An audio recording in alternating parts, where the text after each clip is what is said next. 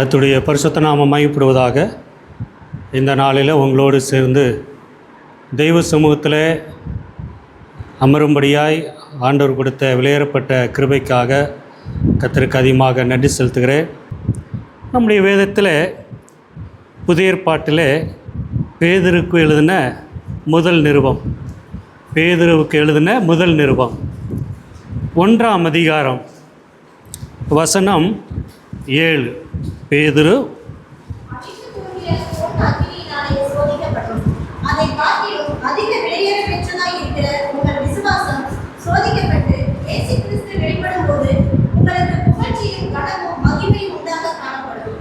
Thank you. அழிந்து போகிற பொன் அக்கினியினாலே சோதிக்கப்படும். அழிந்து போகிற பொன் அக்கினியினாலே என்ன செய்யப்படுமா? சோதிக்கப்படுமாம். ஒரு முறை ஒரு வயதான ஐயா தன்னுடைய வயதான அந்த மனைவிக்கு நல்ல ஒரு ப்ளவுஸ் தைக்க வேண்டும் என்று சொல்லி நல்ல ஒரு துணி எடுத்து தையல்காரனிடத்தில் போய் கொடுத்தார். அளவு ப்ளவுஸும் பக்கத்தில் இருக்கிறது. உடனே வேணும் என்று கேட்ட உடனே அந்த தையல்காரர் அந்த ப்ளவுஸு அளவுலாம் எடுத்து அவர் கண் முன்னாடியே அதை வெட்டினார். வெட்டும் பொழுது இந்த ஐயாவுக்கு கோபம் வந்துருச்சு. நான் எவ்வளோ புதுசாக வாங்கிட்டு வந்திருக்கிறேன், என் கண்ணு முன்னாலே இப்படி கந்தல் கோலமாக நீ வெட்டுறிய, எனக்கு ரொம்ப வயிற்றெரிச்சலாக இருக்குது. நான் எவ்வளோ டிசைனாக என் மனைவிக்கு வாங்கிட்டு வந்திருக்கிறேன், ப்ளவுஸ் தானே தைக்க சொன்னேன், இவ்வளோ கந்தல் கோலமாக இப்படி வெட்டியிருக்கியே அப்படின்னு சொல்லிட்டு அவர் ஒரு 2 அறையும் அரைஞ்சாராம். ஆனாலும் அந்த தையல்காரர் பொருட்படுத்தவில்லை. ஏன் என்று கேட்டால், அவர் கந்தல் கோலமாக வெட்டியதனுடைய நோக்கம் ஒன்று. அப்படி வெட்டினால்தான் என்ன வரும்? ப்ளவுஸாக வரும். வெட்டவில்லை என்று சொன்னால் போட முடியுமா? முடியாது.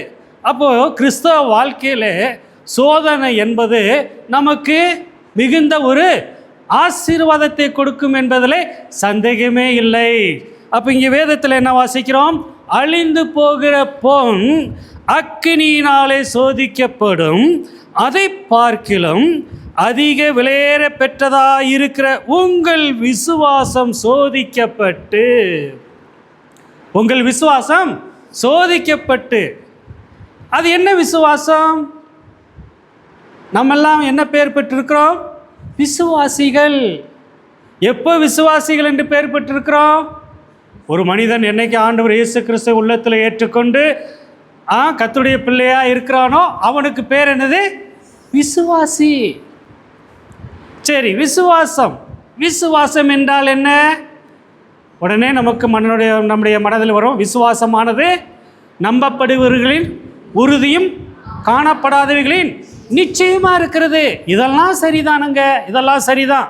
விசுவாசமானது நம்பப்படுகிறவர்களின் உறுதியாக இருக்கிறது, காணப்படாதவர்களின் நிச்சயமாக இருக்கிறது. எதை நாம் காணவில்லை, எதை நாம் காணாமல் தரிசிக்கிறோம்? யாரை? யாரை?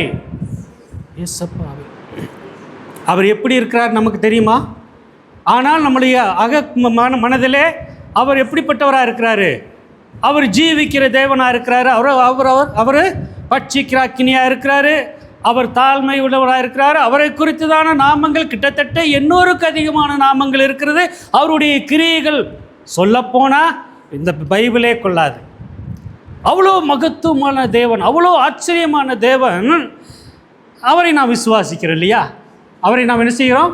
விசுவாசிக்கிறோம். ஆகவே நாம் விசுவாசிகள் என்று பெயர் பெற்றிருக்கிறோம். அப்படித்தானே? அப்படித்தானே? ஓகே. இப்போது ஒரு சர்க்கஸ்மேன் இக்கரையிலிருந்து அக்கறை ஒரு நடுவில் பயங்கரமான ஒரு நீர்வீழ்ச்சி. அந்த நீர்வீழ்ச்சிக்கு மேலே ஒரு பெரிய ஒரு கயரை கட்டி அந்த கயரில் இக்கரையிலேருந்து அக்கறைக்கு நடந்து போனார். கைப்பிடியதில்லை, சின்ன ஒரு கயர். அவள் கீழே இருக்கிறவர்கள் எல்லாரும் ரொம்ப கைதட்டி, ஆஹா ஓஹோ ரொம்ப அருமையாக இருக்குதே, இங்கேருந்து அருமையாக அங்கே போயிட்டாரே அப்படின்னு சொல்லிட்டு எல்லாருக்கும் ஆச்சரியம். அதுக்கப்புறம் அங்கே போன உடனே எல்லோரும் சந்தோஷப்பட்டீங்களா? ஆமாம் சந்தோஷப்பட்டோம். நான் அங்கேருந்து அந்த கயரில் நடந்து வந்தேன் பார்த்தீங்களா? ஆமாம். இப்போது நான் இங்கேருந்து அங்கே போவேன், நம்புறீங்களா? நம்புகிறோம். அப்போ அங்கேருந்து என்ன செஞ்சார்? அப்படியே நடந்து வந்தார். அப்படியே டான்ஸ் ஆடிக்கிட்டு அப்படியே நடந்து வந்தார். அதுக்கப்புறம் எல்லாரும் கை தட்டினாங்க, ரொம்ப அருமையாக நடக்கிறாரே அப்படின்னு சொல்லிட்டு. அதுக்கப்புறம் மறுபடியுமாக என்ன செஞ்சார், நான் 3வது முறை இங்கேருந்து அக்கறைக்கு நான் போகிறேன், நம்புறீங்களா, நான் கீழே விழுந்துருவேனா, நீங்கள் கீழே விழ மாட்டீங்க, உங்களை நம்புகிறோம் விசுவாசிக்கிறோன்னு சொன்னாங்க. அதே போல் அந்த சைடு போனார். அங்கேருந்து ஒரு அறிவிப்பு கொடுத்தாரு, இப்போது என்னை விசுவாசிக்கிறவர்கள் யாரெல்லாம் இருக்கிறீர்களோ என் மேலே வாங்க, நான் உங்களை தூக்கிக்கிட்டு அக்கறைக்கு கொண்டு போகிறேன் அப்படின்னு சொன்னார். யாராவது வந்தாங்களா? யாருமே வரல. விசுவாசிட்டாங்க. நீங்கள் போனதை நாங்கள் பார்க்குறோம், அங்கிட்டிருந்து இங்கே போனதை பார்த்தோம், நம்புகிறோம். இப்போது நான் உங்களை தூக்கிக்கிட்டு போகிறேன், என்னை நம்புகிறீங்களா அப்படின்னு கேட்டவுடனே யாருமே வரல. அதுக்கப்புறம் ஒரு சின்ன பையன் வந்தான், இது போல் அருமையான ஒரு தம்பி போனான். போன உடனே அவர் மேலே தோளில் ஏறி உட்காந்துக்கிட்டான். அவர் என்ன செஞ்சார், இக்கரையிலேருந்து அக்கறைக்கு கொண்டு போனார். அவர் சந்தோஷமாக என்ன செஞ்சான், அவன் போனான். அவனுக்கு என்னங்க அந்த விசுவாசம் வந்துச்சு? எப்படி வந்திருக்கும்? எப்படி வந்திருக்கும்? அவன் சொன்னானா? அப்போ எல்லாரும் கேட்டாங்க, எப்போ நீ மட்டும் எப்படிப்பா தைரியமாக இப்படி போன அப்படி கேட்டவுடனே, அது எங்கள் அப்பா, அது எங்கள் அப்பா. எங்கள் அப்பாவை பற்றி எனக்கு தெரியும். இக்கரையிலேருந்து அக்கறைக்கு கொண்டு போவார், அக்கறையிலேருந்து இக்கரைக்கு என்னை கொண்டு போவார். நான் அவரை அறிந்திருக்கிறேன், நான் அவரை அறிந்திருக்கிறேன். அவர் இன்னார் என்பதை நான் அறிவேன். எனக்குள் இருக்கிற விசுவாசம். அருமையான சகோதரனே சகோதரியே, இன்றைக்கி நாம் விசுவாசிகள் என்கிற பெயர் பெற்றிருக்கிறோம். ஆனால் உண்மையாகவே நாம் விசுவாசிக்கிறோமா? உண்மையாகவே நாம் விசுவாசிக்கிறோமா? பாடுகளுக்கும் நிந்தைகளுக்கும் அவமானங்களுக்கும் பலவிதமான சோதனைகளுக்கும் போவதற்கு நாம் தயாராக இருக்கிறோமா? வேதத்தில் நான் வாசிக்கிற விசுவாசத்தின் தகப்பன் யார்? ஆபிரகாம். ஆதியாகமம் 22ஆம் அதிகாரத்திலே ஆபிரகாமை குறித்து பார்க்கும் பொழுது, உன்னுடைய ஏக புத்திரன் என்று பார்க்காமல் எனக்காக அவனை மோரியா மலையில் போய் என்ன செய்ய, பலியிடு என்று சொன்னார். அவை ஆபிரகாம் என்ன செய்யற, ஆண்டவரே 100 வயசு ஆகிப்போச்சு, மனைவி வேறு வயது சென்றவளாக இருக்கிறா, இப்போ தான் நாங்கள் அநேக வருஷத்துக்கு புறமாக இப்போ தான் கொஞ்சம் குழாவிக்கிட்டு இருந்தோம், இந்த ஒரு மனுஷனையும் இந்த ஒரு பையனையும் நீர் இப்படி கேட்டேர்னா எப்படி அப்படின்னு ஏதாவது சொன்னாரா? இல்லை. சரி, என்ன ஆண்டவரே, உன் பையனை கொடுப்பா. சரி, ஓகே. அதிகாலை வேலையில் எல்லாம் குதிரை கழுதை எல்லாத்தையும் எடுத்து சேனம் கட்டி 2 வேலைக்காரங்களை எடுத்து மனைவிட்ட கூட சொல்லலை, புறப்பட்டு போனார்கள். இது என்ன விசுவாசம்? இது என்ன விசுவாசம்?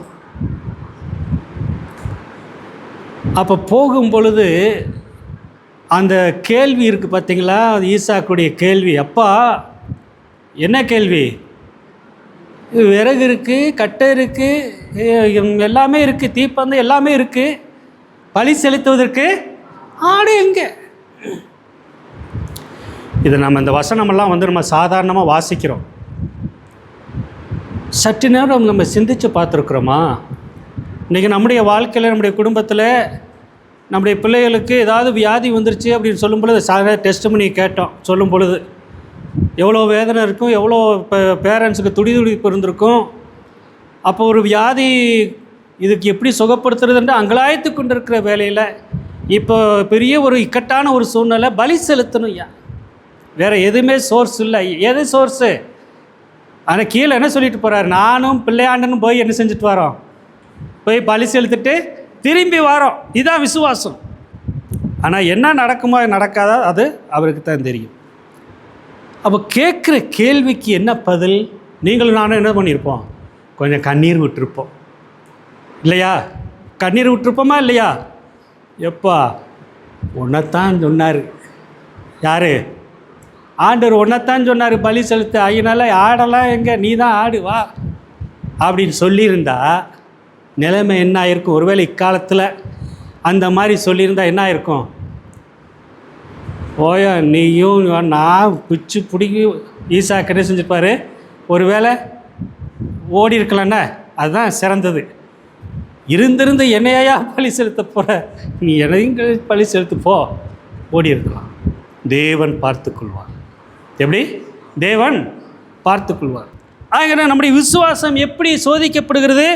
அழிந்து போகிறப்போ நக்கினியினாலே சோதிக்கப்படும் அதை பார்க்கலும் அதிக விலையேற பெற்றதாக இருக்கிற விசுவாசம். எப்படி தெரியுமா? நம்ம விசுவாசம் அதிக விலையேற பெற்ற விசுவாசம், சாதாரண விசுவாசம் அல்ல.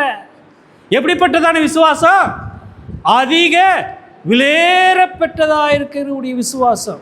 இன்னைக்கு காதில் கழுத்தில் அணிஞ்சிருக்கிறதெல்லாம் நமக்கு சின்ன ஒரு அமௌண்ட்டு தான். ஆனால் நம்ம வைத்திருக்கிற விசுவாசத்தினுடைய அமௌண்ட் எவ்வளவு பெருசு! அவ்வளோ பெரிதான விசுவாசம். அப்போது உங்கள் விசுவாசம் சோதிக்கப்பட்டு,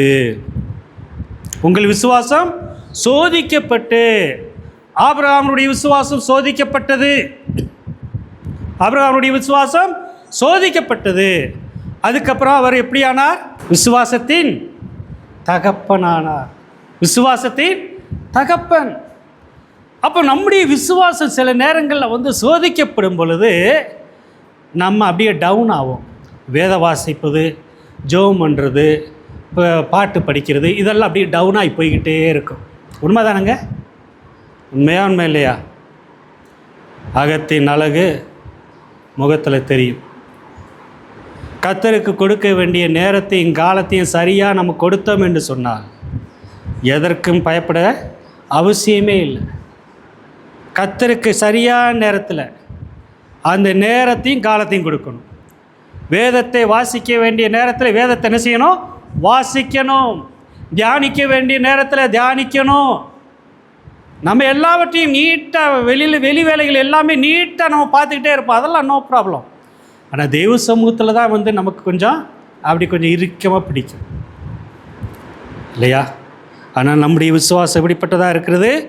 அதிக விலையேற பெற்றதாக இருக்கிற உங்கள் விசுவாசம் சோதிக்கப்பட்டு இயேசு கிறிஸ்து வெளிப்படும் போது உங்களுக்கு புகழ்ச்சியும் கனமும் மகிமையும் உண்டாக காணப்படும். இயேசு கிறிஸ்து வெளிப்படும் போது உங்களுக்கு புகழ்ச்சி எப்படிங்க வரும்? யாருக்கு புகழ்ச்சி வரும்? இயேசு கிறிஸ்து பிறந்த பொழுது முன்னணியில் கடத்தப்பட்டார். எங்கே? மாட்டு கொட்டகை முன்னணியில் கடத்தப்பட்டார். அந்த தொழுவங்களில் கழுதை, ஆடு, மாடு எல்லாம் கட்டி இருந்துச்சு. முன்னணியில் கடத்தப்பட்டார். முன்னணின்னா என்னது? முன்னணின்னா மேஞ்சர்னு அர்த்தம். அது இந்த காடி அடிச்சிருப்பாங்க இல்லையா, வைக்கோல் போடுற, அதில் கடத்தப்பட்டார். ஸோ அன்னைக்கு விசேஷமான கெஸ்டெல்லாம் வந்தாங்க. எங்கே கெஸ்ட் வந்தாங்க? அந்த மாட்டு தொழுவத்துக்குள்ளே கெஸ்டெல்லாம் வந்தாங்க. அப்போ கெட்டியிருக்கிற ஆடு மாடு இதெல்லாம் பார்த்தோன்னே என்ன பெரிய வெளிச்சமாக இருக்குது. இன்றைக்கி இவ்வளோ நாளும் வீச்சத்துக்குள்ளே இருந்தோம், இன்றைக்கி பிரத்யேகமான ஒரு மனமாக இருக்குது. பெரிய 3 பேர் வந்தாங்க, ஏதோ பொக்கிஷத்தை திறந்து வச்சாங்க, பயங்கரமான செண்டு.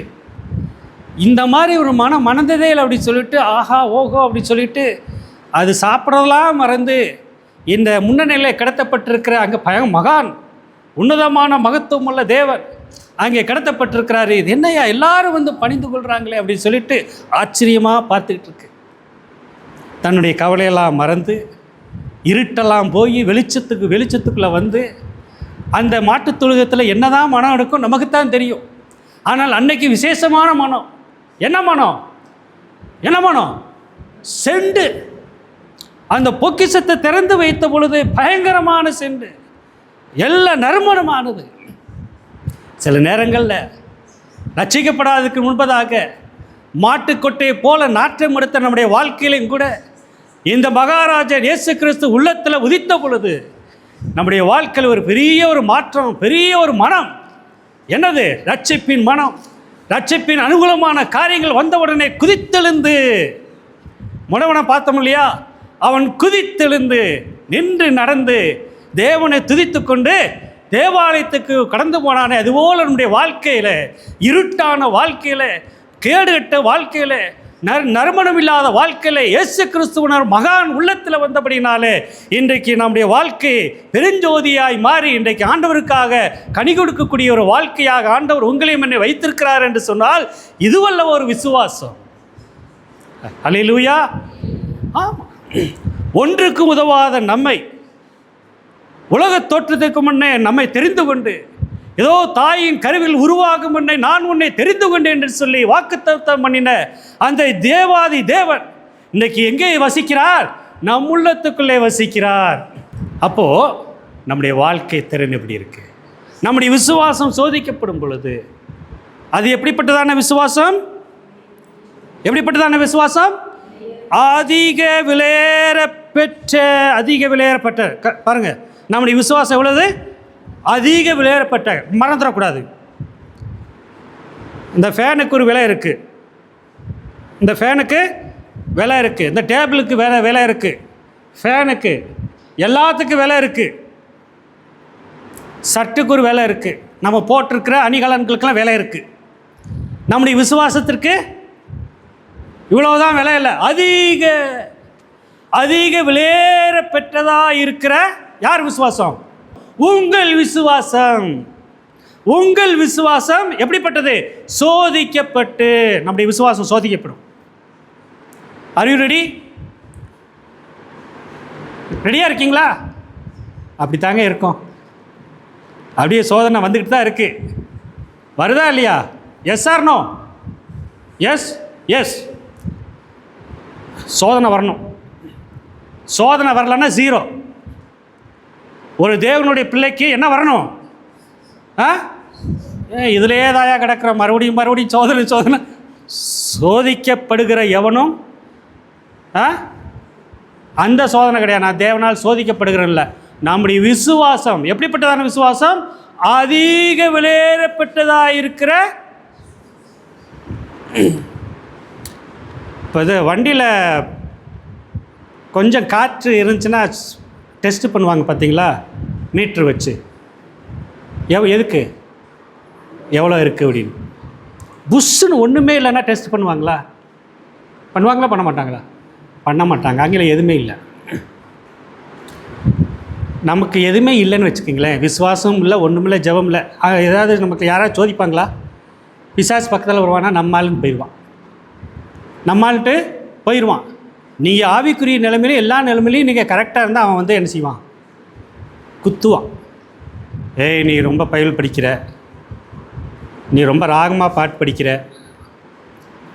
அதை கூட பைபிள் கூட படிச்சுட்டு போ, நானும் தான் படிக்கிறேன். பாட்டு படிக்கிறியா? நீயும் படி, நானும் படிக்கிறேன். செய்தி கேட்குறியா? நீயும் கேளு, நானும் கேட்குறேன். முழங்கால் போடுறியா? அதுதான் சரியில்லை. நீ முழங்கால் போட்டு ஜெபம் பண்ணினா அது எனக்கு பிடிக்காது. என்னை வந்து டச் பண்ணுது. உன் பக்கத்துலேயே வர முடிய மாட்டேங்குது. முழங்கால் போடாத. அதனால் உனக்கு என்ன பண்ணுறேன்னா நல்ல ட்ரீட்மெண்ட், தூக்கத்தை கொடுத்துட்றேன். எப்படி? தூக்கம் வருதா? செய்தி கொடுக்கும் பொழுது யாருக்காவது தூக்கம் வருதா? ரொம்ப கவனம். அதிகாலையில் என்னை தேடுகிறவர்கள் என்னை கண்டறிவார்கள் என்று வேதம் சொல்லுது. அதிகாலைன்னு சொன்னால் எத்தனை மணிக்கு வச்சுக்கலாம்? அதிகாலை எத்தனை மணிக்கு வைப்போம்? அதிகாலைனா 4 மணியா? 4 மணி வச்சுக்கிறோம். 4 மணிலேருந்து ஒரு 6 மணி வரை வச்சுக்கிறோமா? 5 மணி. 6 தான், ரொம்ப வேண்டாம். 4 to 6 அதிகாலை. கரெக்டாக எந்திக்கிறோமா? எத்தனை மணி நேரம் ஆண்டவருக்கு கொடுக்குறோம்? அதிகாலையில். ஆமாம், அதிகாலையில் தேவனை தேடணும். அப்போ அதிகாலையில் கர்த்தருக்கு கொடுக்க வேண்டிய நேரத்தை நாம் கொடுப்போம் என்று சொன்னார். நிச்சயமாக தேவனை என்ன செய்யலாம்? கண்டுகொள்ளலாம். எப்படி தேடுவது? அதிக விலையேறப்பட்ட விசுவாசத்தோடு. எதற்கெல்லாம் ஜெபம் பண்ணலாம்? நம்முடைய தேசத்திற்காக, நம்முடைய ஜனங்களுக்காக, நம்முடைய ஊழியக்காரர்களுக்காக. இன்னும் வரக்கூடிய நாட்களில் ஆண்டவருடைய வருகை அதி சீக்கிரமாக இருக்கிறது. ஆகினாலே உங்கள் விசுவாசம் சோதிக்கப்பட்டு மகா கொடிய காலத்துக்குள்ளாக நாம் இங்கே வந்திருக்கிறோம். அதனால் நம்ம ஏனோ தானம் என்று வாழக்கூடாது. கர்த்தருடைய வருகை அதி சீக்கிரமாக இருக்கிறது. அவருடைய வருகையில் ஆண்டவர் இந்த உலகத்தில் நமக்கென்று வைத்திருக்கிற அந்த பொக்கிஷமாகிய அந்த ஜீவ கிரீடத்தை பெறுவதற்கு நாம் ஆண்டவருக்குள்ளாக அந்த விலையேறப்பட்ட விசுவாசத்தை காத்துக்கொண்டு அந்த நித்தியமாக நமக்கென்று வைத்திருக்கிற அந்த சுதந்திரத்தை பெறுவதற்கு நான் விசுவாசத்தோடு ஓட்டக்களத்தில் ஓடக்கூடியவர்களாய் காணப்பட வேண்டும். பவுல் என்ன சொன்னார்? அப்போஸ்தலனாகிய பவுல் நல்ல போராட்டத்தை போராடினேன், நல்ல போராட்டத்தை போராடினேன். அதுக்கப்புறம் விசுவாசத்தை காத்துக்கொண்டேன், விலையேறப்பட்ட விசுவாசத்தை காத்துக்கொண்டேன். அதுக்கப்புறம் நல்ல போராட்டத்தை போராடினேன், விசுவாசத்தை காத்துக்கொண்டேன். எனக்காக வைக்கப்பட்டிருக்கிற ஜீவக்கிரீடத்தை பெறுவதற்காக நான் வாஞ்சையோடு ஆசையாய் தொடருகிறேன். எனக்கு கொடுக்கப்பட்டிருக்கிற அந்த ஓட்டக்களத்திலே நான் ஆசையாய் தொடருகிறேன். ட்ராக்கு மாறி போச்சுன்னு சொன்னால் நமக்கு என்ன இல்லை? ஜீவக்கிரீடம் இல்லை.